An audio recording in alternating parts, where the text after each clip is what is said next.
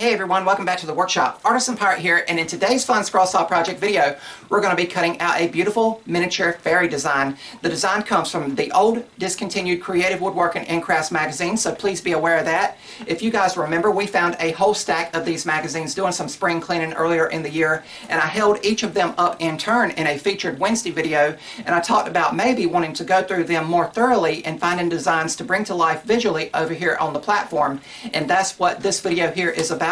The magazine in question, again, is the old discontinued Creative Woodworking and Crafts Magazines. This is November 2005, so we've really went back in the magazine's archive for the pattern we're going to be doing. And the cover has the nice intarsia fish design there, and it looks like he's going in for his breakfast or lunch. But the full-size pattern is located in the pattern pull-out section that is in the magazines. Remember, we had to match up all the patterns to the magazines themselves, but I located the pull-out pattern section and photocopied the patterns to their full size, and they are attached to our material wood clear packing tape, and it's laying here on the table saw in front of me.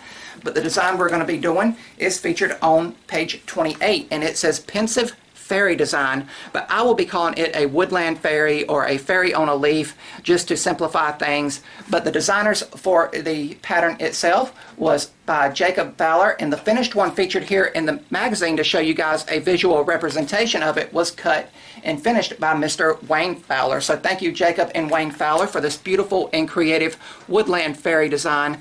And then the following article tells you materials you may need or ways to go about making and creating the design. As I said, everything is pretty much prepped and ready to go, and the main bulk of the scroll saw work is going to be more 3/4 inch pine shelving board. You guys know I like to use it visually to teach with over here on the platform because it cuts, sands, shapes, and contours exceptionally well, and it's just a great material to teach with over here on the platform. But there is going to be some fragile and delicate cuts in it, so we will of course take our time and let the blade do the work. But you can see the stem of the flower coming out of the forest or field floor with the leaves on it, and then you have the flower head, and then you have the fairy himself or herself crouched down, and it looks like they are gazing at something in a pensive and thoughtful way. And then you have its wings going out there. They will be very fragile to cut out because of how thin the overall cut will be once you release everything from the waste wood. So this will be the main bulk of the scroll saw work, and it's going to have two pieces that's going to make up the base in kind of a tiered appearance like this. The top piece has this little weird shape here, and it's going to be cut out of some walnut, and then the main base itself is going to be a piece of 3/4 inch oak. And with the weight of these two woods added to the fairy piece, it's going to have some nice weight to where it will not wobble around on a shelf, desk, or countertop, if that makes any sense. And I picked these two pieces of material for their earth tone nature because fairies in your mind's eye are always flying through a mystical forest or a field or anything, and I thought the tones and textures of these materials would complement the woodland fairy design. And you can see how everything is going to go together here in kind of a visual. So a really cool and unique design for scroll saw woodworking. And since all that's left to do is drill all the pilot holes required so we can start scrolling, let's move the camera and do that now. And over here on the workbench, we are going to take the Seiko scroller's drill and a tiny drill bit and drill out all of the pilot holes for internal cutting. And you will see that I have a backer board behind the scroll saw work to prevent blowout of the pilot holes on the reverse side. But after they are all drilled out, we will head over to the Rikon scroll saw to begin scrolling. I'll begin with some of the central details here and work my way towards either end of the design, just making my way through all of the internal cuts. For all of the scrolling on this project, I'll be using a number 5 Ultra reverse tooth blade, and it will cut through all of the materials we'll be using on today's project exceptionally well with minimal chip out. I know sometimes with those smaller internal cuts like that is on this project, it seems like it takes longer to retension the blade and go through the pilot hole than it does to do the actual bit of scroll saw work. But I will get through each and every one of them, being as careful as possible because there is some delicate cuts on this project. And keep in mind, for the main bulk of the scroll saw work here, this is basic pine material that's readily available in my area. Here on the close-up view to give you guys a better vantage point as I am working on the fairy's wings here. And this project does have some of those V points that taper down, and you guys know how I achieve those. I will go in one side of the V point and back the scroll saw blade out while it's still running, and then I'll go into the other side of the V, tapering the V point down to as fine a V point as the pattern calls for, as we are doing right here on this internal cut. But when I seen the pattern going through the old discontinued Creative Woodworking and Crafts magazines that we found doing some spring cleaning earlier in the year, I knew that I would want to bring this project to life visually over on the platform. Fairies go along with the mythology and folklore that I am fascinated with. We've done some dragon theme projects, and now we are bringing a fairy project to life over here on the platform. But we are getting ready to switch back to the overhead view, and I'll complete the final couple internal cuts, and then it will be time to release the piece from the waste wood. If you guys like what you're seeing, I would highly encourage you to subscribe to my channel and also follow me across all my social media feeds under the Artisan Pirate name. I'd really appreciate the support. Now that all of the internal cuts are done, we have retensioned the blade, and we are following that long outside perimeter cut line that will release the design from the waste wood. And this pattern, as I said at the beginning of the video, comes from the old discontinued Creative Woodworks and Crafts magazines. I was so happy to find that stack of magazines as well as old scroll saw woodworking and crafts magazines when we were doing some spring cleaning earlier in the year. But we will come back around here, and please be aware that due to the nature of the project, the design is very fragile, so please be careful with how you handle a project like this once it is fully cut out. But now all that's left to cut out is the two bases, and this is a piece of walnut that has a nice weird shape to it to complement the ground design that the base has. And this is a piece of oak, and you can see that I'm still using that same number 5 Ultra reverse tooth blade. But now all of the scroll saw work is done, and over at the workbench we'll remove all of the pieces from the waste wood and remove the patterns, and we'll get our first visual of the finished design. And then it will be time for sanding. And for sanding, I'll use 180 grit sandpaper, Klingspor Woodworking Shop sandpaper in the vibrating palm sander, and I'll sand the two bases here. And then I'll be very, very careful sanding the fairy design using small circular motion and being careful not to break anything away. But after I was happy with how everything sanded up, it was time for glue up and assembly. And I have the magazine open to the design for reference. And for glue up, I'll be using medium grade CA glue and activator. And you guys know I like to give the CA glue and activator around 5 minutes to completely dry and cure before proceeding to the next step. But while we wait, we will visit my mom's kitchen.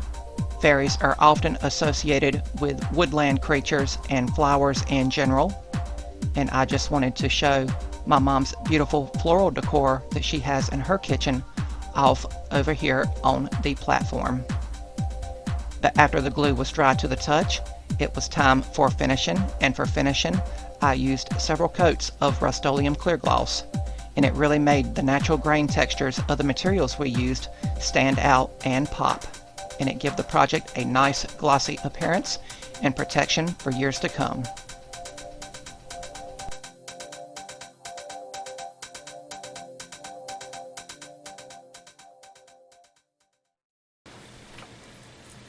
And here we have the completed mystical woodland fairy on a leaf design, cut out completely from start to finish over on the scroll saw, and it finished up beautifully and immaculately with some fantastic and fragile details in it. I want to once again thank Mr. Wayne and Jacob Fowler for the beautiful design featured in an old issue of Creative Woodworking and Crafts Magazine. I'll once again hold that magazine up and show it to you guys again as we close the video here. But a really cool design, miniature in nature but packed with a lot of details. You can easily tell what this project is and represents as soon as you look at it. You have the nice earth toned and textured base here from the materials I used. Then you have the ground represented here with the flower sprouting out of it. You have the flower head itself and a couple leaves, and then you have the fairy crouched down in a pensive and thoughtful way. Keep in mind, that's the actual name of the project. It's titled Pensive Fairy, and it looks like he or her has a leaf petal or something in their hand, and they have a pensive, thoughtful pose to them. So please keep that in mind. It took me around 40 minutes to scroll everything out completely from start to finish over on the scroll saw. There is some fragile details you need to cut out on this project. So I did what I always do, and I took my time and I let the blade do the work, and I was as loyal as I could be to the cut line, and I hope that the results speak for themselves.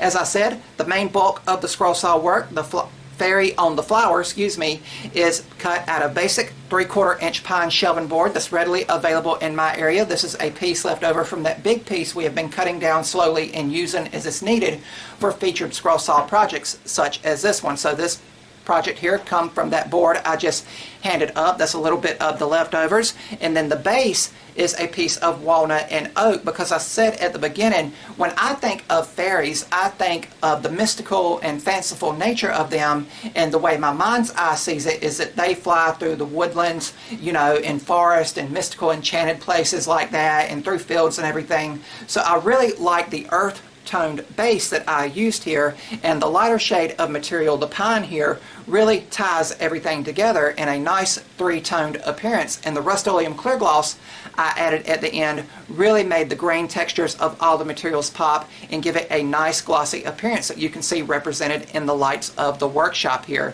But really cool. Of course, there's always several different finishing options for each and every scroll saw project and pattern you come across.